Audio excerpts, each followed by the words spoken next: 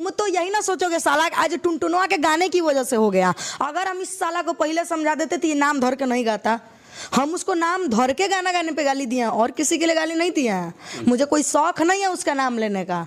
उनको हम कुछ मानते भी नहीं है जो कि मैं गाना गा उनका नाम लूं। तानिया झा के इसी बात पे जो कि टुनटुन यादव बहुत ज़्यादा गुस्सा थे, लेकिन उनको समय नहीं मिल पा रहा था कि वो कैसे जवाब दे। लेकिन फिलहाल में उनको जैसे ही शादी से अपना सारा कुछ यहाँ पे निपटारा कर पाए, उसके यहाँ पे तुरंत बाद तानिया झा पे जो कि एक्शन ले लिए। तो आपने यहाँ पे लाइव में आपको दिखा रहा हूँ जो फोटो आप यहाँ पे देख रहे हैं, ये सारा फोटो जो कि यहाँ पे तानिया झा का पिटाई का ही फोटो है, जो कि लाइव रिकॉर्डिंग भी मैं आपको नहीं दिखा सकता हूँ सिक्योरिटी रीजन के कारण। लेकिन फिलहाल आप ये फोटो ही देखिए कि इसमें तानिया झा को कैसे यहाँ पे रास्ते पर घसीट के मारा जा रहा है। और तानिया झा ने भी लाइव में आकर बताया कि मुझ पे हमला हुआ है।